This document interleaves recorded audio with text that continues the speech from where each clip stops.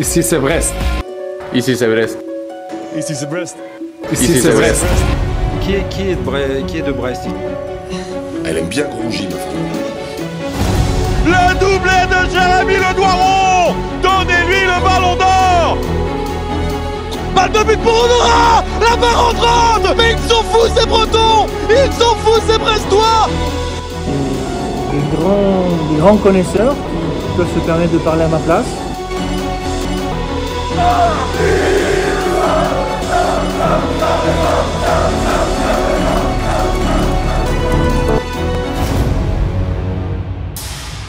C'est bon d'aimer le stade brestois. Brestois, brestoises, il est temps de vous poser la question.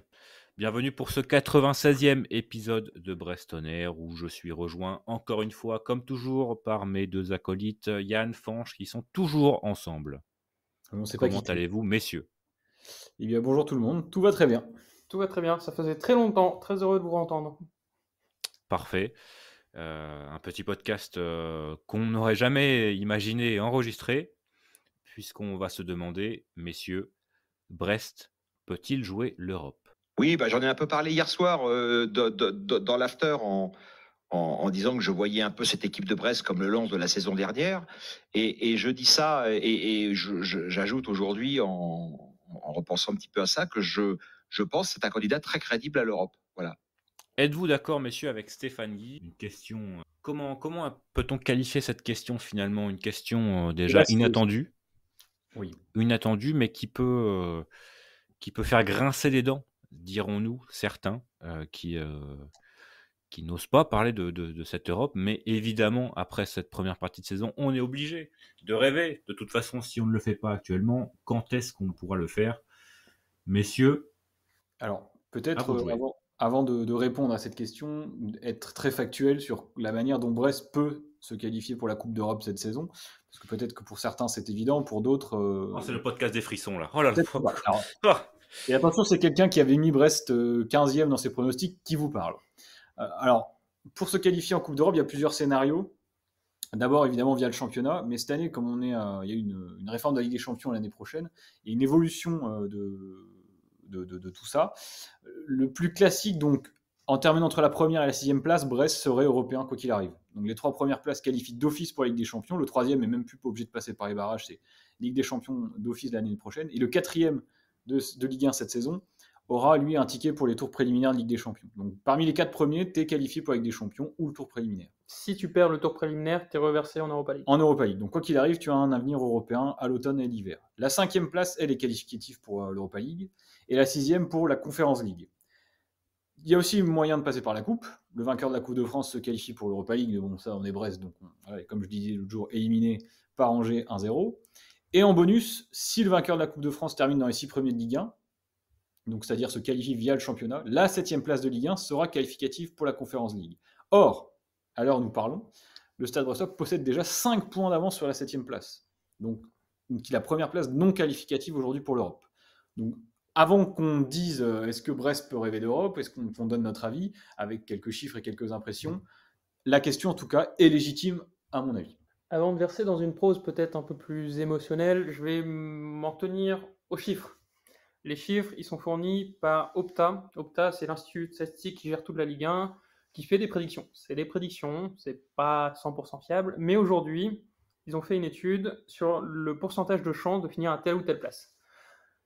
Selon leurs études, basées sur beaucoup de chiffres, sur beaucoup d'analyses, Brest a 13% de chance de finir top 3, 26% de finir top 4, 42% de finir top 5, 61% de finir top 6, donc européen, et 82% de finir top 7, donc européen, si quelqu'un comme Paris gagne la Coupe de France.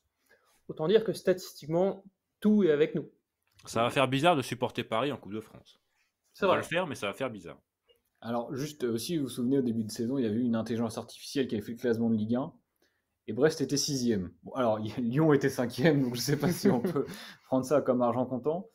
Mais Lorient était 17e, et était très mal classé. Donc peut-être on peut espérer. Mais effectivement, aujourd'hui, les chiffres et les prédictions, les projections et les statistiques, en tout cas, parle pour Brest sur l'avenir, mais les chiffres actuels, comme on le disait tout à l'heure, Brest est aujourd'hui en très bonne position pour accrocher une place européenne en fin de saison, si tout se poursuit sans blessure, et voilà.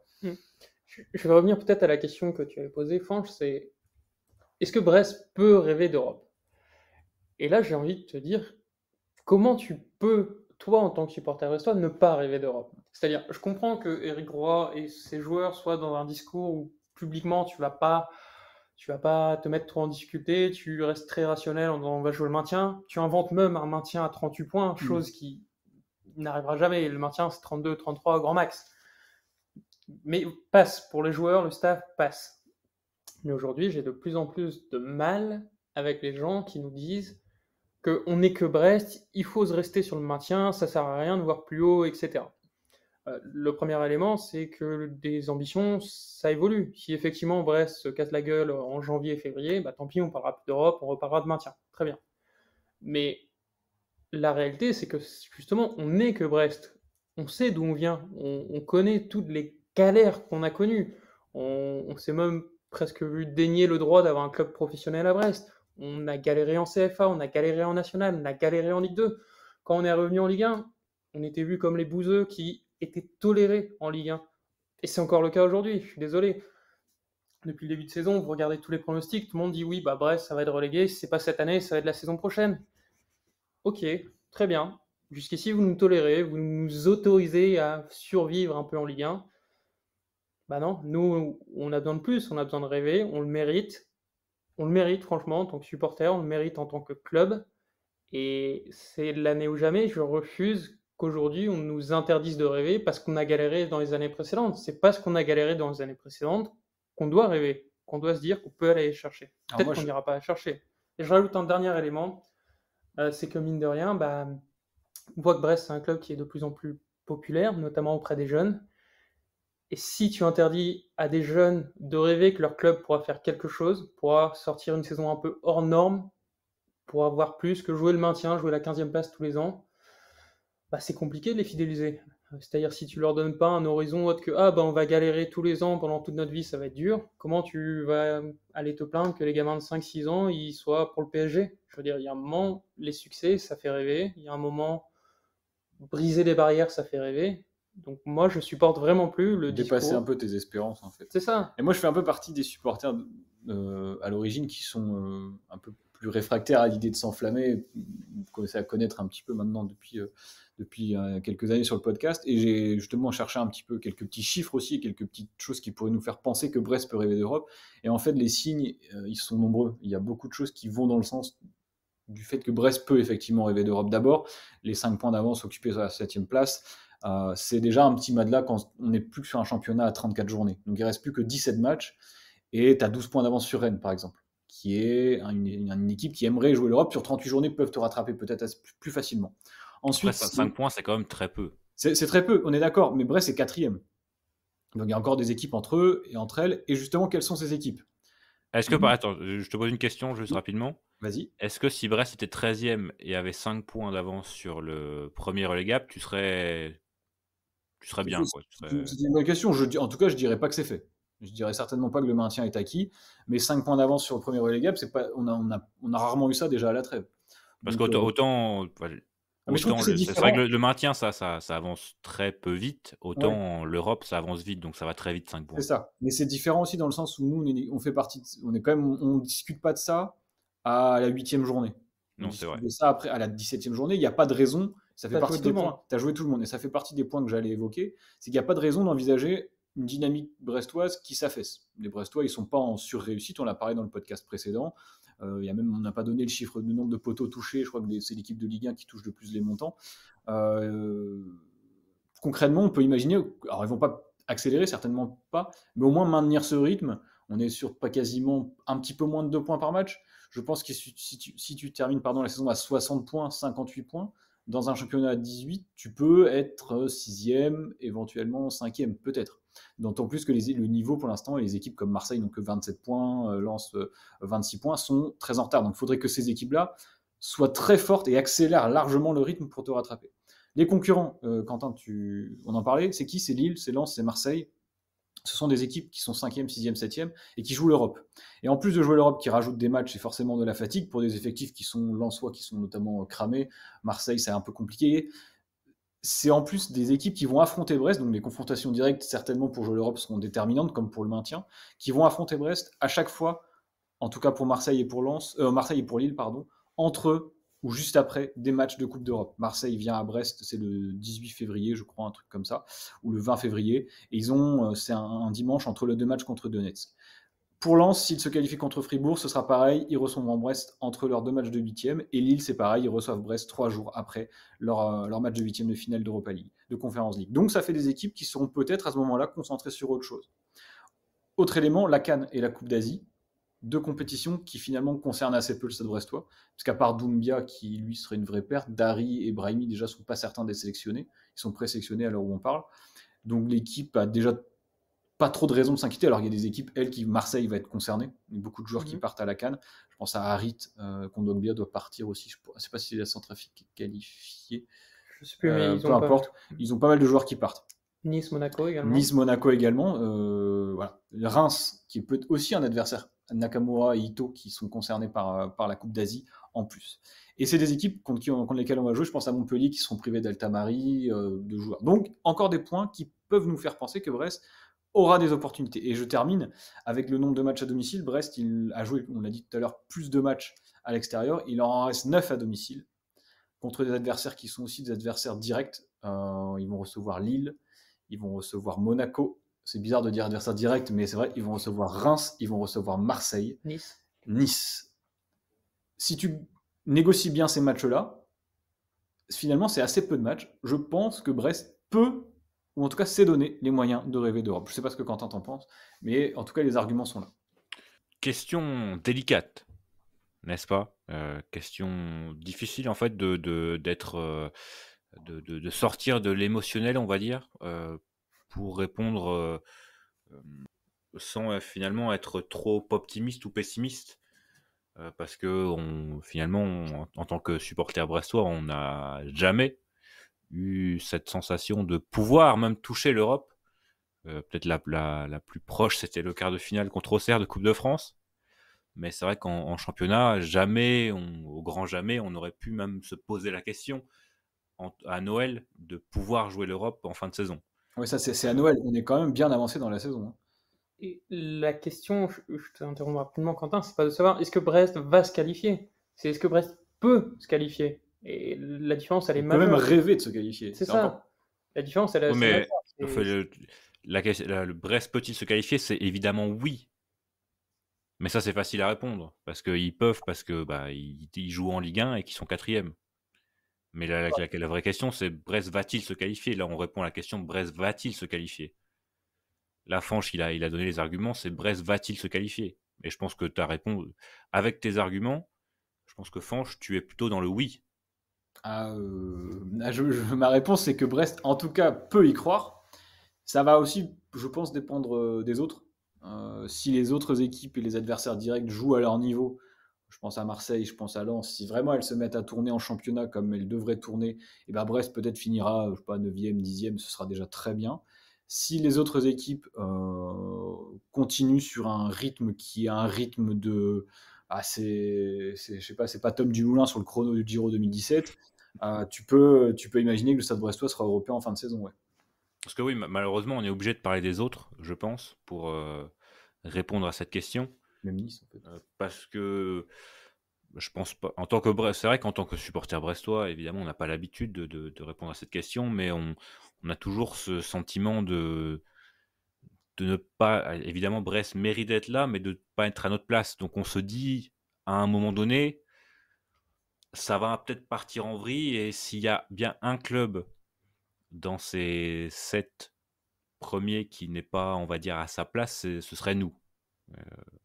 Lens, Marseille, Nice, Monaco, Paris, ça joue l'Europe tous les ans.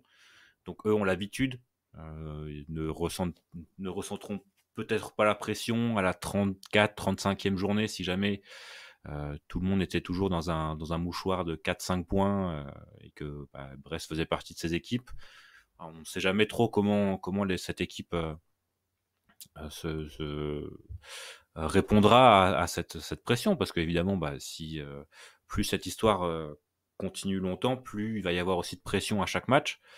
Est-ce qu'un Jérémy Le Doiron sur un face-à-face à la 35e journée, alors que Brest est 4e avec 3 points d'avance sur le 5e, est-ce qu'il tire dedans, est-ce qu'il tire à côté, on verra bien, mais en tout cas sur ce qu'on a vu depuis le début de saison, on est obligé de se baser sur des faits. On ne peut pas répondre à des questions par j'ai un pressentiment que oui. Mais en tout cas, sur ce qu'on a vu, c'est clair que Brest est dans les meilleures équipes du championnat depuis le début de saison. Brest joue bien. Brest a été très très constant depuis le début de saison. C'est surtout ce qui... En fait, on n'a pas eu de creux. Même les défaites n'étaient pas des mauvaises défaites, n'étaient pas des matchs sans. Il n'y a pas vraiment eu de match sans finalement. Je dirais Toulouse, peut-être même un match contre Metz a été un match difficile, un match sans. Mais que Brest a gagné, a montré des valeurs morales supérieures à d'autres équipes. Lens carbure fort. Par contre, Nice, c'est de plus en plus difficile, j'ai l'impression. S'il y a une équipe que je vois peut-être je suis d'accord dans le dur en deuxième partie de saison, c'est Nice, qui a, moi je trouve, eu pas mal de réussite sur cette première partie de saison, qui se crée assez peu d'occasions, qui évidemment ne concède très très peu de buts. Donc évidemment, si elle ne concède pas de but sur un match, ça fait au moins 1 point. Et une équipe comme Marseille, où on ne sait jamais trop sur quel pied danser. Gattuso, ça a l'air de prendre sur certains matchs, et sur d'autres, c'est catastrophique. C'est difficile de se faire une idée, et aura quelques joueurs à la canne, il me semble, Ndiaye. Harit, Unai. Ouais, c'est ça.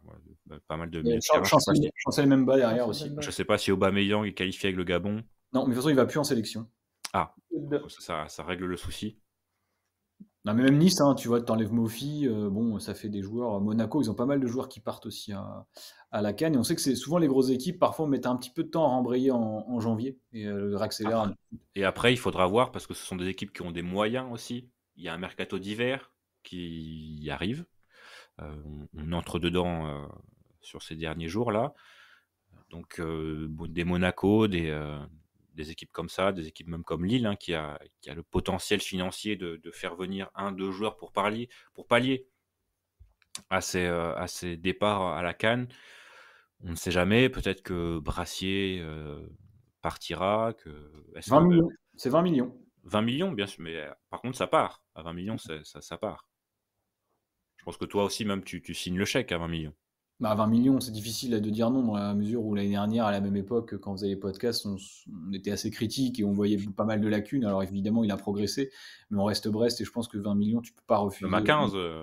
Ouais, 15, après ça dépend comment tu peux réinvestir derrière. Mais justement, on a parlé du fait que est-ce que Brest peut rêver, est-ce que Brest va se qualifier. Autre question qui va avec, à mon sens, c'est est-ce que ce serait souhaitable est-ce que ce serait souhaitable, est-ce que ce serait pas justement trop tôt? Parce que c'est aussi un argument qu'on entend. Brest, il ne faut pas qu'il se qualifie en Coupe d'Europe parce que ce serait trop tôt, c'est pas le moment, le club n'est pas prêt et les saisons qui arrivent, si on est en Europe, pourraient être difficiles. J'aimerais bien avoir votre avis, Yann, je ne sais pas si tu veux donner ton avis là-dessus. Je suis désolé, mais la réalité, il faut la dire, Brest ne sera jamais prêt pour être en Europe. Tu ne te prépares pas à l'Europe quand tu as un petit club comme ça qui n'a pas... Ça, je ne suis pas d'accord par contre. Oh, le débat. Mais je te laisse... je veux dire, financièrement, tu n'es pas prêt en termes d'infrastructure. Tu pars de tellement loin. En termes aussi de mentalité, faut le dire. En termes de mentalité, tu n'es pas prêt pour l'Europe. Et tant pis. Je veux dire, quitte à ne jamais être prêt pour l'Europe, autant y aller dès qu'on peut. Voilà. Et peu importe, je pense qu'on reviendra dessus après, mais tous ici, on échange une saison avec une Coupe d'Europe contre 3, 4, 5 saisons en Ligue 2. 3. Allez, 3. Voilà, il n'y a pas trop... Mais pour moi, c'est même pas un sujet. Toulouse n'était pas spécialement prêt pour la Coupe d'Europe quand ils y sont allés. Aujourd'hui, ils s'éclatent. Enfin, il faut voir ce qui s'est passé avec Liverpool. Être prêt ou ne pas être prêt, en fait, c'est pas un sujet. Alors, avant que Quentin, tu donnes l'argument peut-être opposé, je ne sais pas, répondre. Moi, j'étais un peu d'accord avec les gens qui pensaient que c'était trop tôt, que ce serait trop tôt, en tout cas pour Brest, de jouer à l'Europe. Et finalement, je me suis un peu questionné. Je me suis dit, mais trop tôt, pourquoi? Du coup, oui, ce sera quand ce sera pas trop tôt. Ce serait jamais finalement. Je vois pas trop quand est-ce que le club pourrait être dimensionné pour l'Europe, à part peut-être quand on aura un nouveau stade et que ceci, cela. On attend toujours. Peut-être qu'on a eu des bonnes nouvelles avant la sortie de ce podcast d'ailleurs. Mais j'ai l'impression qu'on est un peu dans une saison où c'est l'année ou jamais. Et si on ne saisit pas cette opportunité aussi, on dit que la chance sourit aux audacieux, c'est que si Brest, cette année, est en capacité de saisir l'Europe, il ne faut pas que l'équipe se prive de le faire. Alors, ça ne présage en rien de la suite. Peut-être qu'il y aurait une descente, ou on a vu Auxerre descendre alors qu'ils étaient qualifiés en Ligue des Champions. On a vu Toulouse en très grande difficulté cette année, peut-être jouera le maintien jusqu'à la fin. Nantes s'est sauvé à la 38e l'année dernière. Mais finalement, si on demande aux Nantais de quoi ils se souviennent depuis qu'ils sont montés en Ligue 1, je pense qu'ils diront tous le parcours en Europe et le match contre Turin, les matchs qu'ils ont pu faire à droite à gauche. Les Toulousains, ce sera certainement la Coupe de France et le match contre Liverpool. À mon avis, l'Europe pourrait permettre à Brest, alors je ne sais pas si ça permettrait au club de grandir sur la durée, je ne suis pas sûr. Je pense que ça pourrait être un coup d'une fois, un one-shot. Mais en tout cas, c'est des émotions qu'on n'oublierait jamais. Et si on a l'opportunité de les vivre, il faudrait finalement peut-être pas s'en priver. Même si j'ai des réserves, et j'en parlerai tout à l'heure, sur les aspects négatifs que l'Europe pourrait quand même apporter au club. Et tu parles de clubs comme Nantes, comme Toulouse, mais dans les 20 dernières années, ils ont joué la Ligue des Champions, ces clubs-là. Nous, on ne sait pas ce que c'est. Moi, le plus grand rêve que j'ai en tant que supporter du Stade Brestois, c'est de jouer l'Europe, même un tour préliminaire, mais je veux savoir ce que c'est de jouer l'Europe avec le Stade Brestois. Je veux voir mon club un jeudi soir aller jouer à Bratislava. Moi, c'est des choses que seul dans les jeux vidéo on peut se permettre d'espérer. Et encore, c'est pas dur, mais c'est pas facile non plus d'amener Brest en Coupe d'Europe sur Football Manager. Mais même voir Brest en Coupe d'Europe, là, une saison, mais moi j'échange ça contre 10 saisons en Ligue 2, il n'y a pas de souci. Alors, on parle de Coupe d'Europe, mais à l'heure actuelle, on est 4e. Concrètement, c'est la Ligue des Champions. Hein. Ce serait tout de suite commencer par le plat de résistance. Quoi. Bam, tout de suite, t'arrives. Et là, pour le coup, ce serait un peu, je pense, un peu trop élevé parce qu'on n'aurait aucune chance, je pense. On jouerait contre des, je sais pas, PSV Eindhoven ou des équipes comme ça. Donc, je pense qu'on se fait rouler dessus. Mais on se fait rouler dessus avec le plaisir, avec le sourire, messieurs. Ouais. Tu vois, Quentin, cette année, je crois que c'est Antwerp qui, première saison avec des champions, se sont fait rouler dessus par tout le monde, mais ils terminent en battant le Barça. Et oui, et ça, c'est un match qui va rester dans leur légende, quoi. Donc, voilà. Il y aura des photos de ça dans leur clubhouse. Je suis Jude Bellingham, je suis pas fier de l'idée d'affronter Manity l'année prochaine, tu vois. Je suis pas sûr. Il faudra pas oublier ses protège-chevilles, hein, Jude. Ce sera pas Riron, ce sera pas Valladolid. Hein. Non, mais je suis d'accord. Mais en fait, vas-y. Alors, tout à l'heure, j'ai dit que j'étais pas d'accord quand tu disais, mais après, tu as un peu nuancé ton propos, quand tu disais que Brest ne serait jamais prêt à jouer l'Europe.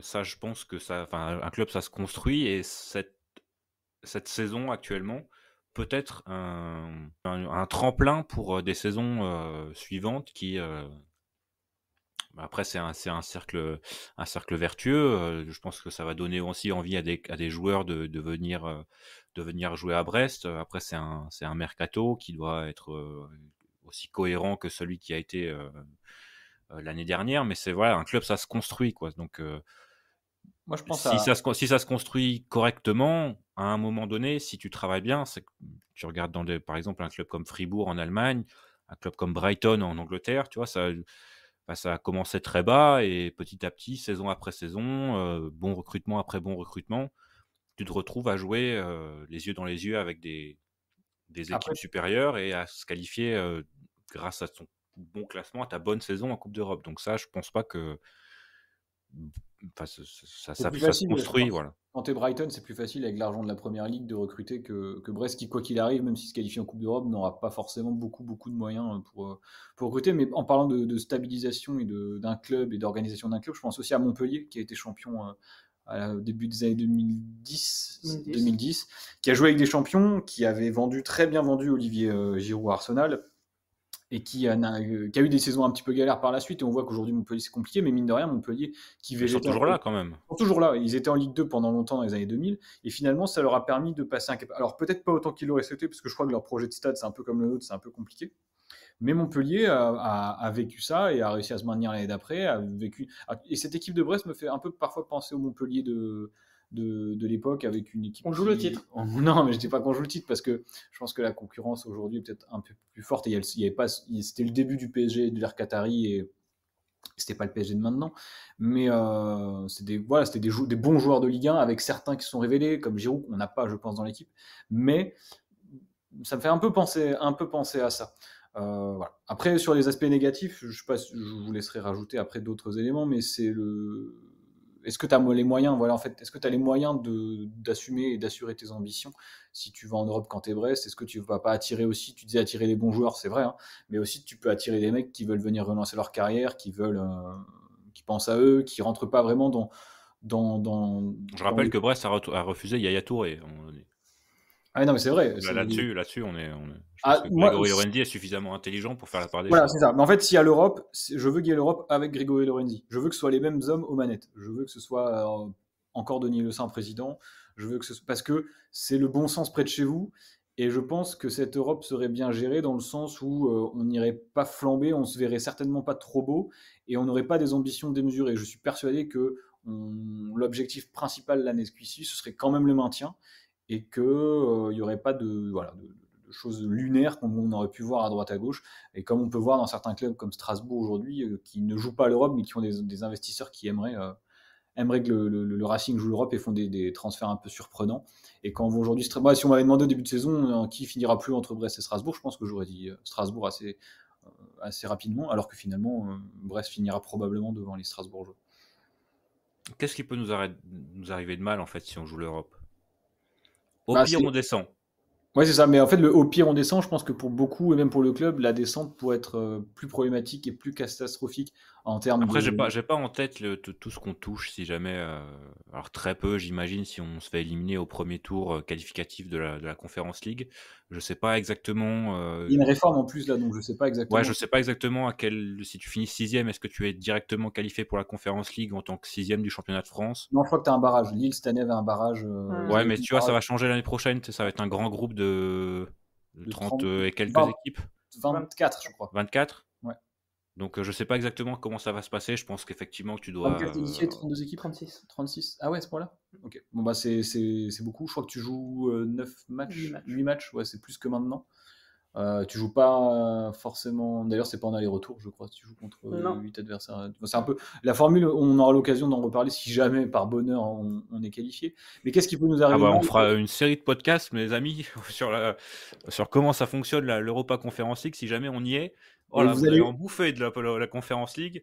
On va faire des comptes rendus de Slovan Bratislava, Olympia Ljubljana, mes potes. Je pense déjà au format l'adversaire. Il va falloir interviewer des mecs qui viennent des îles Féroé, de Norvège et encore, ils sont certainement anglophones, mais un Turc ou un Israélien. On va s'amuser. Mais alors, qu'est-ce qui peut arriver ? Par contre, il y a juste une problématique. Le stade ? Le stade. Ah oui, bah. En fait, si tu joues la Coupe d'Europe et que c'est pas à Brest, tu as la Coupe d'Europe, mais tu as pas le parfum de la Coupe d'Europe, quoi. Et c'est vrai que c'est une question. Et je sais pas trop où ça en est. Après, je pense que en fonction de la Coupe d'Europe, tu as des critères de stade qui sont aussi différents. À mon avis, les stades. Oui. Bah, par exemple, si tu prends l'Union Berlin, par exemple, cette année, ils ne pouvaient pas jouer dans leur stade en Ligue des Champions. Par contre, l'année dernière, ils jouaient l'Europa League dans leur stade. Ouais. Bah, tu as vu les adversaires de Lille en Europa League, où j'avais regardé Lille qui jouait, c'était à Bratislava, le match dans la boue, ou c'était à Ljubljana. Bon, le stade n'était pas non plus extraordinaire. Klaksvik, c'était pas non plus. Donc je pense Klaksvik, je pense que c'était le stade national des Féroé, celui dans lequel ils jouent les îles Féroé jouent les compétitions internationales. Mais c'est vrai que jouer l'Europe pas à Brest, bon. Et malheureusement, je pense qu'avec toutes les dérogations qu'il y a en Ligue 1, je pense pas que ça passe en Europe. J'ai pas d'infos particulières, mais tous les camions relais, là, je pense que c'est beaucoup plus qu'en Ligue 1. Je sais pas, évidemment, ça dépend, comme tu l'as dit, de la compétition, mais si tu arrives en Ligue des Champions, je pense qu'il faut accueillir des médias étrangers aussi. Donc, je pense, ça me semble compliqué. Pierre ou Marc Denis. ça me semble compliqué de jouer l'Europe à Francis Leblay. Maintenant, il faudra attendre des faits, ça peut-être.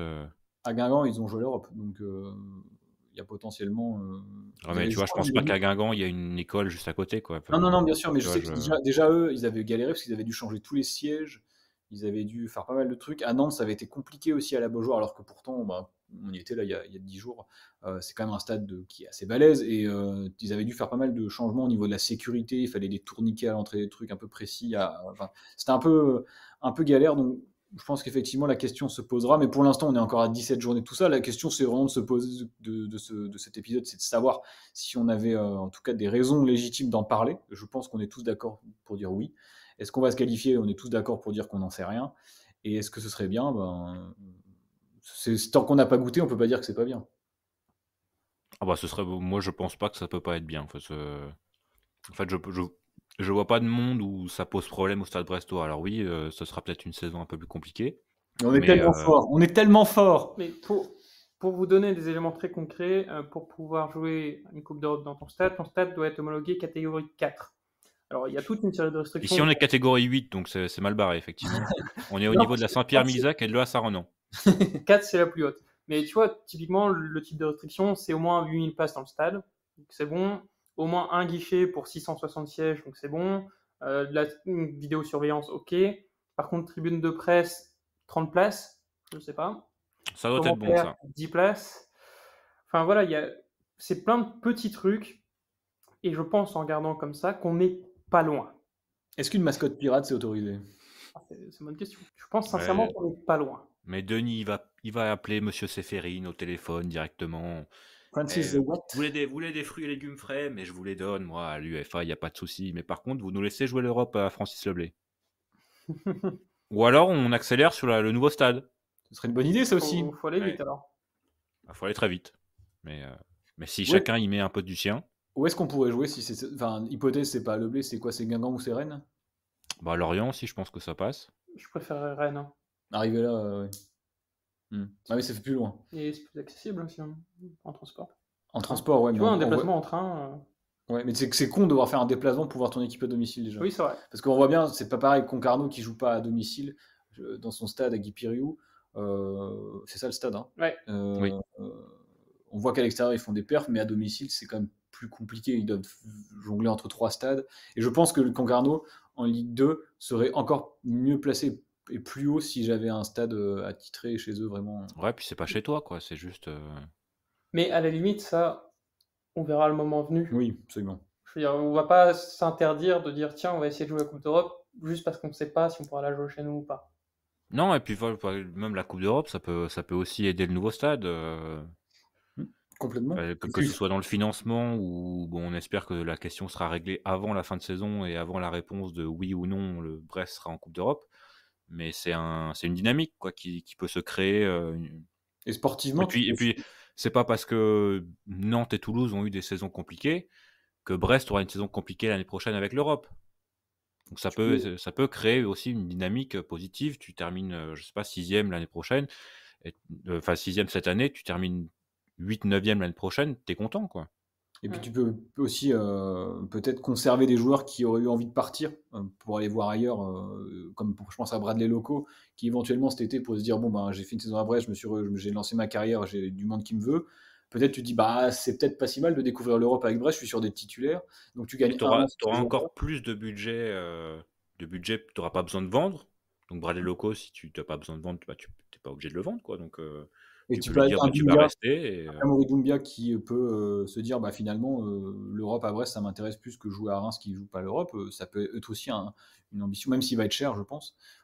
Tu peux peut-être t'arranger avec Reims pour le conserver. Et dans tous les cas, ça donnerait en tout cas, et même s'il y a je pense qu'il y a quand même des risques parce que cette menace de la relégation, enfin voilà, tu joues quand même plus de matchs. On l'a dit, c'est pas 6 matchs comme cette année, c'est 8 matchs minimum jusqu'en janvier. Donc ça te fait une saison vraiment à rallonge. Même si l'avantage d'être dans une... Et en plus, tu te qualifies après jusqu'en finale.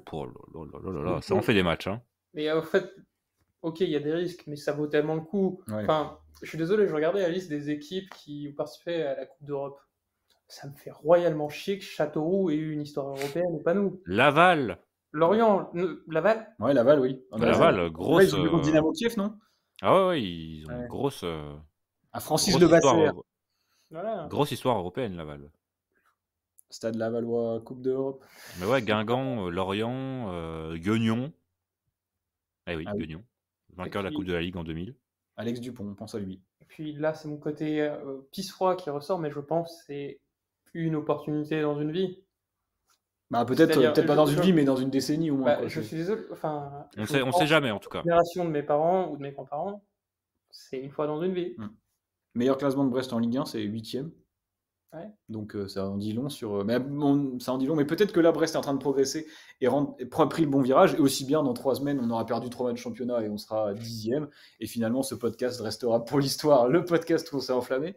Mais aujourd'hui, qui ne se Après, enfin, je ne dirais pas qu'on s'est enflammé. Non, je suis d'accord. On a posé les arguments pour, les arguments contre.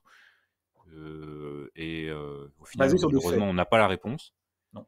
Mais bon, on va quand même poser la question. Est-ce que, selon vous, Brest finira dans les 7 premiers en fin de saison? Et là, il y a un scénario à la con, on finit 7e et c'est Toulouse qui gagne, je pense. C'est très difficile de. Alors, je suis un peu superstitieux. L'année dernière, à la même époque, à peu près, ouais, ça devait être à peu près la même époque ou un peu plus tard dans la saison. Tu avais posé la même question, mais enfin, c'était pas la même question parce que c'était pas la même ambiance. Tu avais demandé est-ce que Brest va se maintenir. Et j'y croyais pas trop et j'ai dit oui parce que je voulais quand même vraiment que ça se passe. Et donc à cette question, pardon, je vais te répondre oui également. 7e, je les vois bien 7e.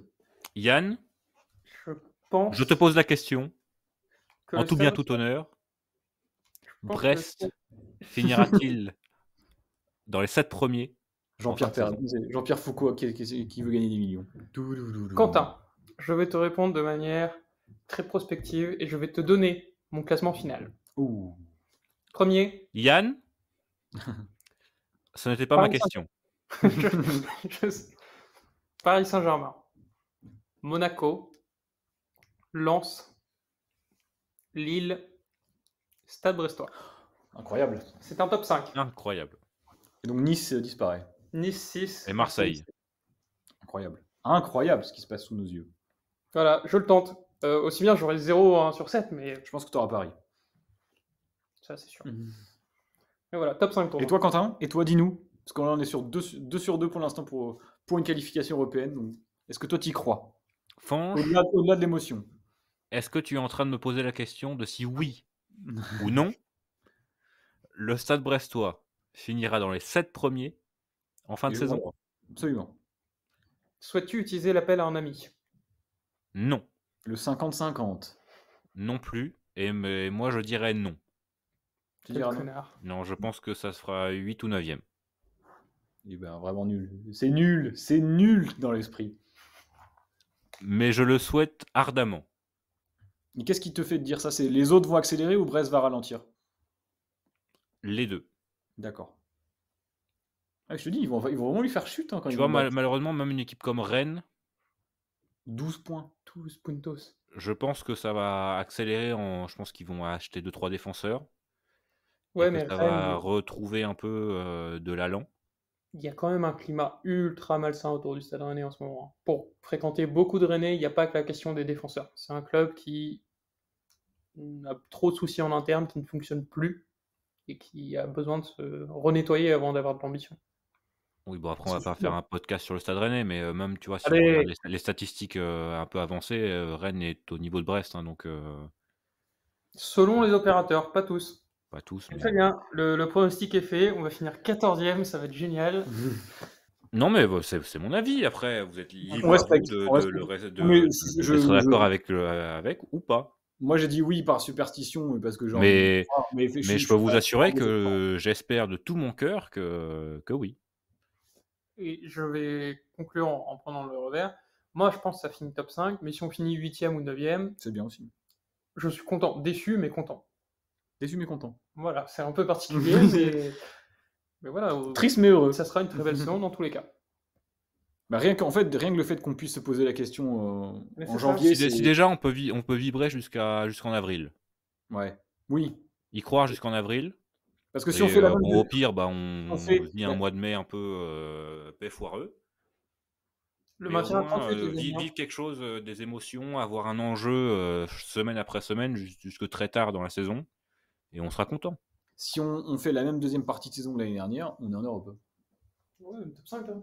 Parce qu'on avait été plutôt très bon sur la deuxième partie de saison. Donc, on a un effectif qui se connaît bien, sans blessure, et sans joueurs qui partent vraiment à la canne. Bah, il y a des éléments qui te donnent envie d'y croire. Mais en tout cas, je ne veux plus entendre parler de maintien. Jusqu'à la fin de saison. Ah bah non, bah ça... Les joueurs de staff, ok, ils sont dans leur rôle, mais quand j'entends des gens à la sortie du match contre l'Orient qui me disent « Ah, c'est bon, ça commence à sentir bon pour le maintien », j'ai envie de les claquer. Mais Moi, je vais vous poser une question, messieurs. Oula. Oui ou non, Brest va-t-il se maintenir? Oui. Au revoir. Oui? Ben, je suis d'accord. On en a pris des risques sur ce podcast, mais celui-là, c'est peut-être le plus gros. Eh oui. Mais au moins, enfin... Vous pensez pour nos amis l'orientais qui on ne ne peuvent pas répondre à cette passera question, pas mais- pour des cons. Eh oui.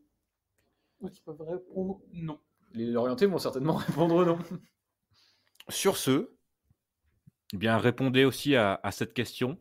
Oui ou non, Brest finira-t-il dans les 7 premiers en fin de saison? On attend vos réponses après écoute, bien sûr, de ce podcast, puisque si vous répondez à cette question, c'est que vous avez écouté jusqu'à la fin. Fanch, Yann, on nous le souhaite en tout cas. On te le souhaite. On nous le On souhaite. nous le souhaite, cette belle deuxième partie de saison. Et une... Ce serait beau dans l'histoire du podcast, un podcast qui est né et qui a commencé à fermenter dans nos esprits dans les tréfonds de la Ligue 2, qui est né au début de la Ligue 1 et qui peut-être irait jusqu'à Et l'Europe. qui se termine en Coupe d'Europe? C'est ça que tu veux nous dire?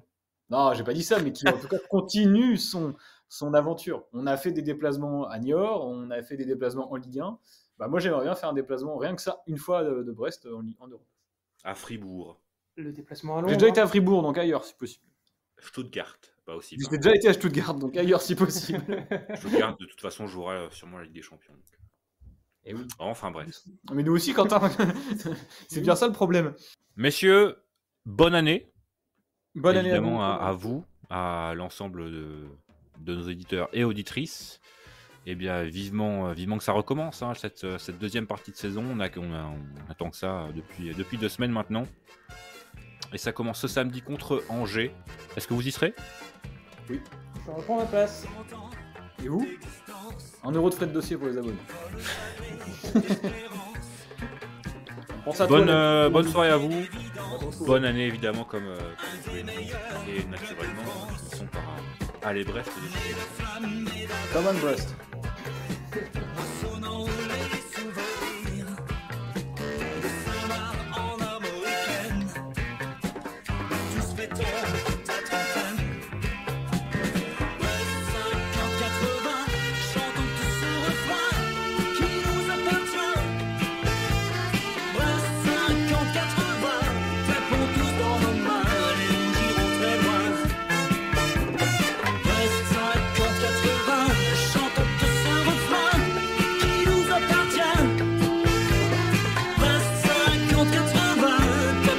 Dans le mal.